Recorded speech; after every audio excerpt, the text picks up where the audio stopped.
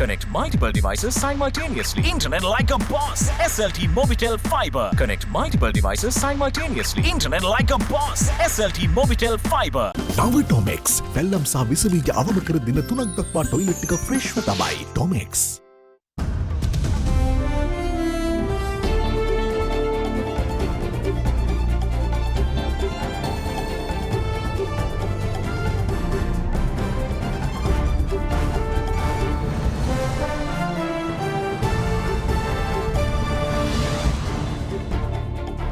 Breaking even, with tourism figures doubled in December, hotel operators say there is more to be done to catch the recovery wave. We have had 192,500 arrivals in 2021. This reflects only 1 month of tourist arrivals in a normal year. So industry is still waiting for government support for the debt restructuring plan.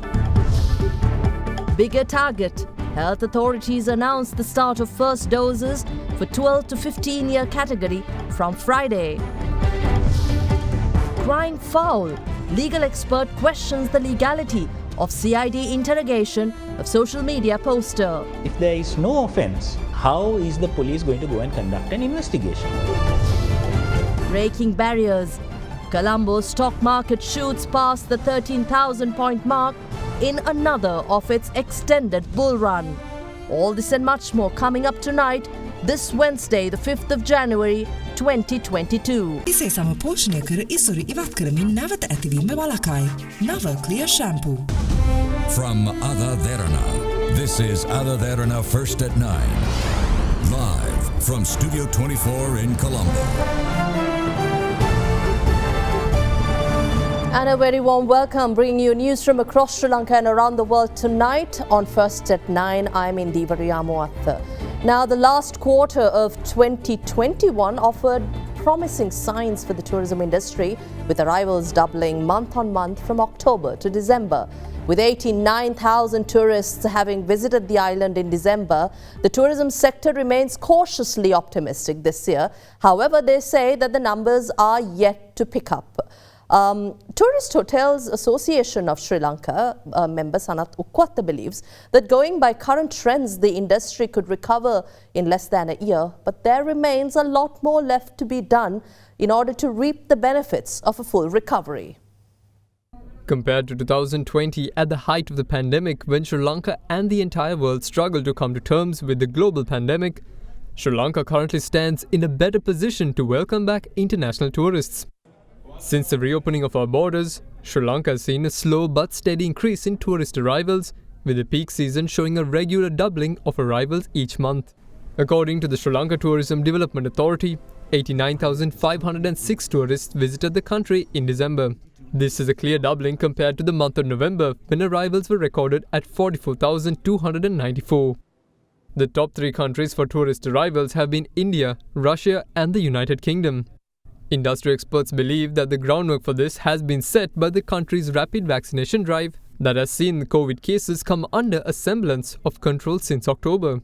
Further, the rollout of the third dose for the country's population is another factor that has built some confidence among international travelers despite the threat of the Omicron variant. As such, Chairman of one of Sri Lanka's oldest tourist hotels, the Mount Lavinia Hotel, Sanat Ukwata says that Sri Lanka's tourism sector looks to have a reason to celebrate in 2022. However, despite the high numbers in the immediate aftermath of the height of the pandemic in Sri Lanka, tourism numbers are still lagging behind pre-pandemic times. This begs the question whether hotels are faring well and in a better financial position to set themselves up for a complete recovery this year. We have had 192,500 arrivals in 2021. This reflects only 1 month of tourist arrivals in a normal year. The Russian Federation and also the Indian market has shown a tremendous progress in the last couple of months, but we still need to work on the traditional markets like Germany, the United Kingdom and France. China is still completely shut, and that is a huge market for us before. So overall, we see somewhat satisfactory recovery, but the growth is still below pre-pandemic levels. However, if this trend continues in the next 6 months, we see a faster recovery for the industry. Ukwata, however, also offered his thoughts on the Omicron variant and any possible effect it may have on the industry's hopes. In addition to the emergence of new variants and also the uneven vaccination rates around the world, which may prompt new travel restrictions and lockdowns, like what we are seeing right now in Hong Kong and few other countries in Europe. We still see two threats happening because of this uneven vaccination rate around the world. So industry is still waiting for government support for the debt restructuring plan. We have requested the government to take proactive approach to the crisis faced by the hoteliers once the current moratoriums come to an end in June this year. Until that is addressed, we won't see a full recovery of the industry. නියම ක්වලිටියට හැදෙන අලුත් ටියාරා රස පදමට අලුත් වෙලා. Despite Sri Lanka's foreign reserves having been shored up by $1.5 billion last month, the pressure on public held dollars has not seemed to have eased. Social media users expressed their dismay today over what they say were forced conversions of foreign currency remittances into their accounts by licensed commercial banks, citing an alleged circular issued by the Central Bank of Sri Lanka. Now, Central Bank Governor Ajit Nivard Cabral, however, denied that such instructions were issued today and labelled them as rumours spread by mischievous elements. On the 27th of December, the Central Bank of Sri Lanka revised its guidelines for licensed banks relating to mandatory conversion of US dollar inflows. With earlier guidelines stipulating the conversion of 10% of the US dollar reserves, the new instructions increased this to 25% on a weekly basis. The new rule has raised some fears over the fate of US dollars being held in bank accounts by the general public, as well as over the state of net foreign assets of licensed banks, which have already been strained. However, according to the central bank instructions, only foreign currency held by the general public that is converted into Sri Lankan rupees up to the 31st of December 2021 was supposed to be affected by these guidelines. However, it now appears that those public fears were not completely unfounded after all.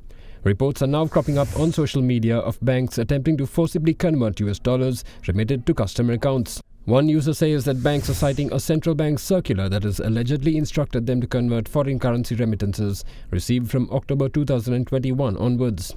However, Central Bank Governor Ajit Nivard Cabral earlier today denied the claims, labelling them rumours being spread by mischievous elements. The central bank's website also has no such circular posted in its international operations tab. Despite this, users are also alleging that licensed banks are currently freezing US dollars remitted from overseas.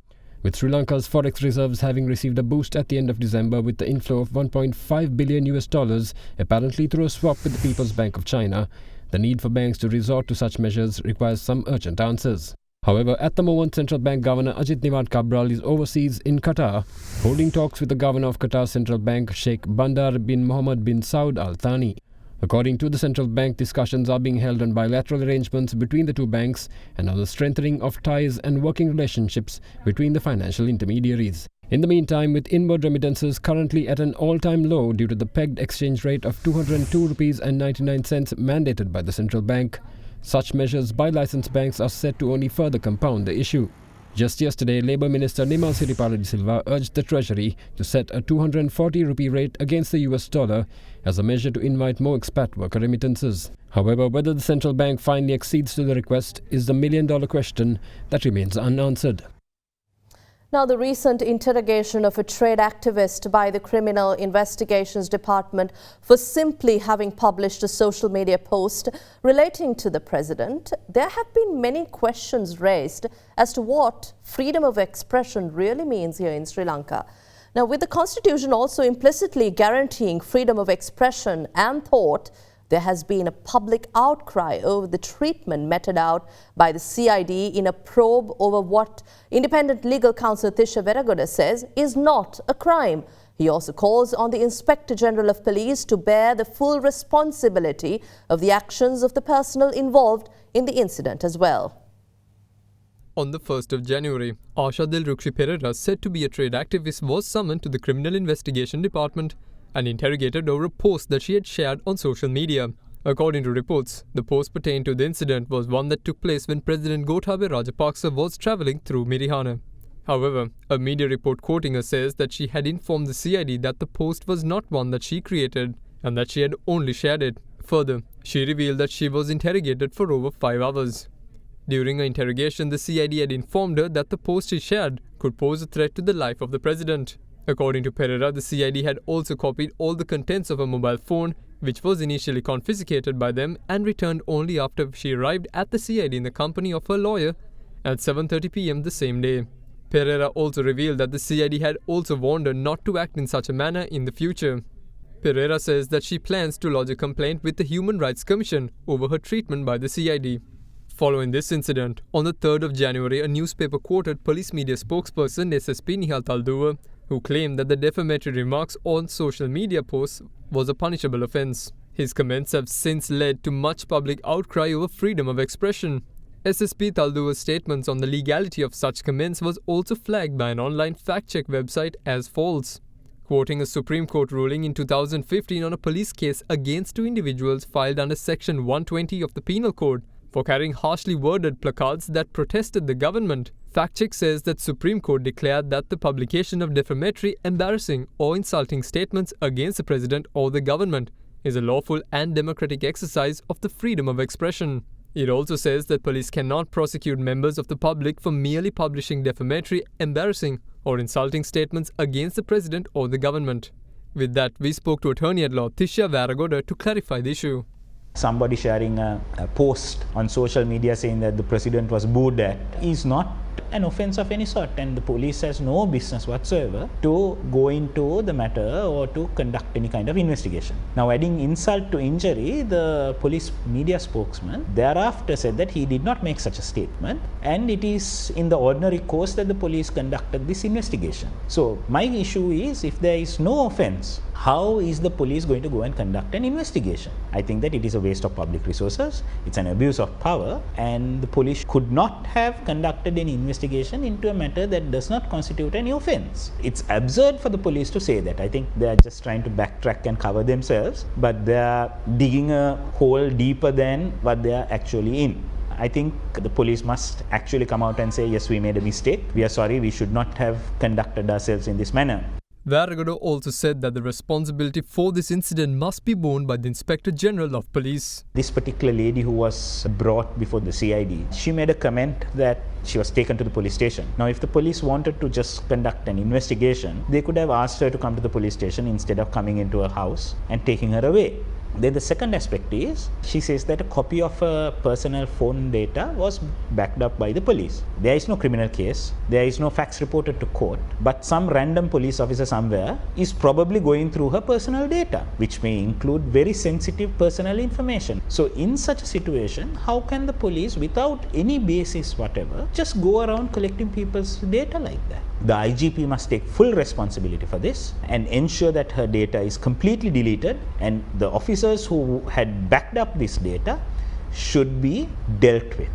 Meanwhile, legal expert and social activist Dr. Krishmal Varnasurya also reiterated the importance of freedom of expression. I believe that every citizen of the country has a right and a freedom of expression and a freedom of thought and conscience. These are guaranteed rights in the Constitution. That cannot be pervaded upon or that cannot be restricted by unlawful action by the state. That freedom must be assured by the state, and that is part of our law. However, there are certain limitations within which these freedoms can be exercised. If, for example, I would wish to criticize someone, and if that critique is based on my personal opinion or a belief or a thought that I base on, and I can base it on facts that I have, I believe every citizen has the right to express that. And if indeed that constitutes a violation of any law by what I say, either if it's racially inciting some person or a group of persons, or if it's meant to cause some unlawful harm or injury to anyone, then that action can be taken against them. However, subject to that, every person in this country has a right to and a freedom to express their opinions and their viewpoints, and that is assured by the Constitution. Green light for vaccine expansion in Sri Lanka. Details after this break.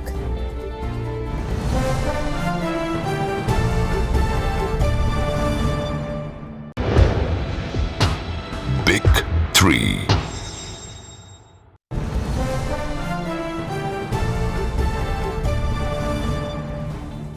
Welcome back. Now, Sri Lankan health authorities have given the go-ahead for the expansion of the vaccine drive here in the country to include children in the age category of 12 to 15.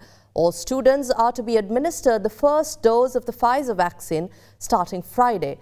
Now, they can receive their jabs at their respective schools. Meanwhile, the Ministry of Health continues to urge more people to go out and get their booster doses and says that the current 25% booster number is just not good enough.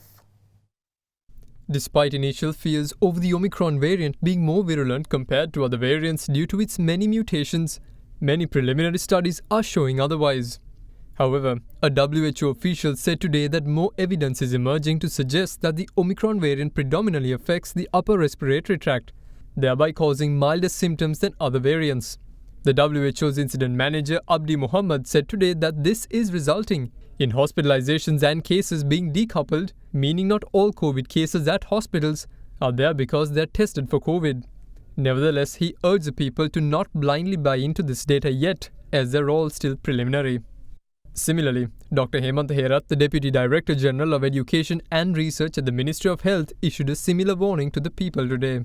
Because of the Omicron, a large number of new cases are being reported. This can happen even in Sri Lanka. As a practice, nowhere in the world they do the gene sequence in each and every patient. So therefore, now that we know that Omicron variant is present in Sri Lanka, what we need to do is to make sure that we are adhering to the health guideline and getting our appropriate vaccination. Thereby, we can curtail and control the spread of this disease, and we can at least either reduce or delay the emergence of any epidemic situation that is being observed all over the world. Irrespective of a variant's virulence and transmissibility, the constant message has been for the people to get vaccinated.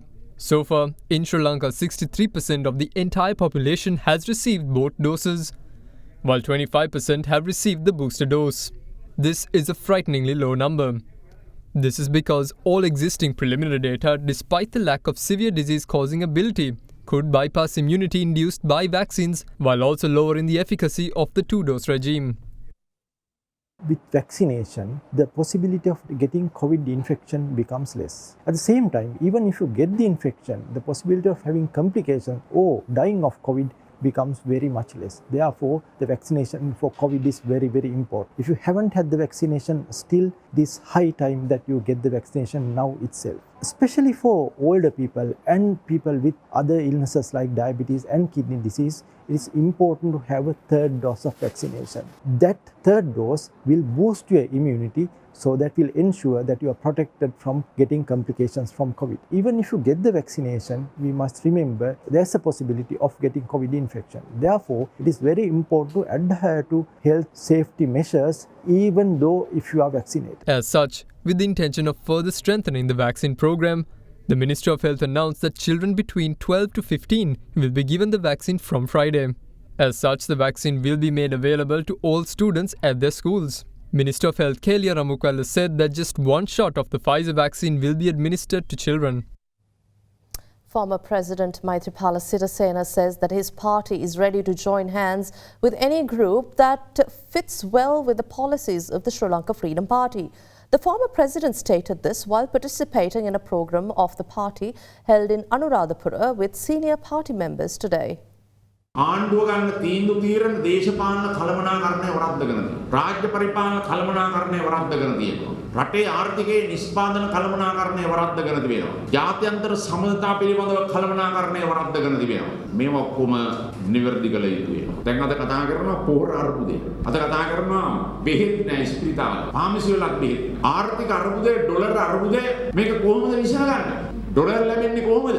ලෝකයේ සලකන්නේ රටේ රාජ්‍ය කරන අයගේ මූණ දිහා බලලා තනතුරට නෙවෙයි. මම ලෝකයේ දිනාගත්තේ ලෝකයට පෙන්නපු ආණ්ඩුව කරන ප්‍රතිපත්තිය මම පෙන්නුවේ. මම පැහැදිලිව කියන්නට ඕනේ ශ්‍රී ලංකා නිදහස් පක්ෂ අපි කාගවත් පස්සේ අපි යන්නේ නැහැ. අපිට එහෙම යන්න උවමනාවක් නැහැ. දැන් අපේ ප්‍රතිපත්ති මාලාව ජාතික වැඩපිළිවෙල මේ ඔක්කොම හදලා අපි රටට ඉදිරිපත් කරනවා. ඒ වැඩපිළිවෙලක් තුළ එක්ක කවුද එකතු වෙන්නේ? ආන්නේ එකතු වීමට තමයි අපේ එකතුව තියෙන්නේ. එහෙම නැතුව අපි කාගවත් නැට්ට වෙන්න ලෑස්ති අපි නැහැ කියන එක මම පැහැදිලිව. Now, the Janata Vimukthi Peramuna leader Anurakumara Dissanayake today responded to talks of a possible inter-party alliance with the SLFP as impossible as his party is looking for like-minded individuals only. He stated that the JVP would consider teaming up with individual members of any political party who seriously wants to rebuild the country. Janata Vimukti Peramuna leader Anura Kumara Dissanayaka visited the chief prelate of the Malwatu chapter, Most Venerable Tibbatuwave Sri Sumangalathera, as well as the chief prelate of the Asgiriya chapter, Most Venerable Varakagoda Sri Jnanaratanathera in Kandy today. Speaking to the media afterwards, the JVP leader responded to rumours of a looming political alliance with the Sri Lanka Freedom Party, saying that his party will look to partner with like-minded individuals and not political parties. අපි ආණ්ඩුවක් හදන්නේ මොකටද? අපි ආණ්ඩුවක් හදන්නේ මේ රට ගොඩනගන්න. ඒ සඳහා අවංකභාවයේ තියෙන කැපකිරීම තිබෙන, ඒ සඳහා උවමනාව තියෙන කණ්ඩායමක් එක තමයි මේ පරිවර්තනය කළ යුතු වන්නේ. ඒ නිසා අපි ප්‍රධාන වශයෙන් මේ පක්ෂත් එක්ක එකඟවීමක්, එකඟතාවයකට යාමක් පිළිබඳව අපි කල්පනා කරන්නේ නැහැ. ඒ නිසා අපි හිතනවා හැබැයි ජනතා විමුක්ති පෙරමුණේ ජාතික ජන බලවේගයේ විතරක් නෙවෙයි අනිත් පක්ෂවල අවංකභාවයේ තිබෙන, කැපකිරීම තිබෙන, අදුෂ්ඨභාවයේ තිබෙන මේ රට ගොඩනැගීම සඳහා යම් අරමුණක් තියෙන කණ්ඩායම් ඉන්නවා. ඒ පුද්ගලයන් ඒ කණ්ඩායම් එක්ක අපි ඒකඟතාවයෙන් වැඩ කටයුතු කරන්න සූදානම්. පක්ෂ ලෙස එකතු වීම පළක් නැහැ කියන එක තමයි අපේ ස්ථාවරය. Further, the JVP leader also commented on the economic relief package that was unveiled by Finance Minister Basil Rajapaksa last Monday, where he called it an ineffective move. ඕකර මුකුත් වෙන්නේ. ඕක 5000 ගත්ත කෙනෙක් අහලා බලන්න මොකද කියන්නේ. 5000 දිනකොට 5000ක් ගන්න බඩු මල්ල 5000 දුන්නාට පස්සේ 10000ක් එනවා. ඒ නිසා 5000 නිකන් කඩදාසි කැබල්ලක් විතරයි වෙලා තියෙන්නේ. Following discussions between bus operators and transport authorities, bus fares were increased by 17.44% with effect from today. This means the minimum fare has increased from 14 rupees at present to 17 rupees, a 3 rupee hike. A fare hike, or rather the fare hike, was agreed upon by authorities at the request of bus owners and operators after the fuel price hike was announced by the government on the 21st of December last year.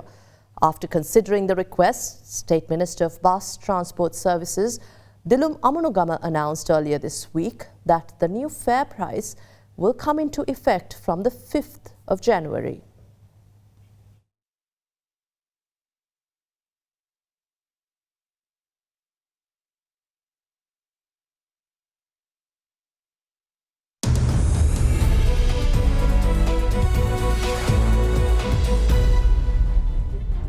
Welcome back. The central bank today ordered a further extension of the suspension imposed on Perpetual Treasuries Limited.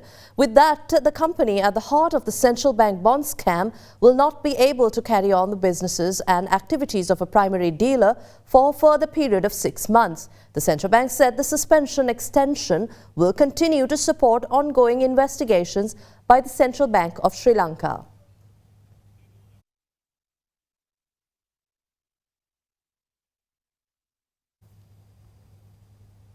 The Colombo Boers closed, or rather crossed new previously uncharted territory today after the all share price index surged beyond 13,000 points, the sixth day of consecutive gains. The SPI rose by a massive 276.37 to close at 13,076.91, while the S&P SL20 of more liquid stocks climbed by 104 points to 4,480. Meanwhile, the Sri Lankan rupee remained unchanged at 202.99 cents against the greenback.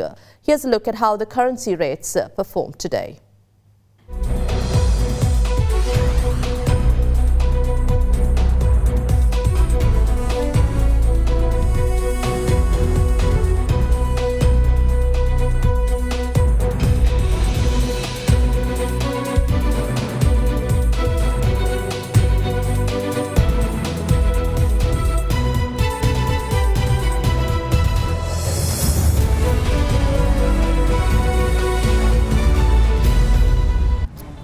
That's all the news here tonight. Thank you for watching. Have a pleasant evening. Good night.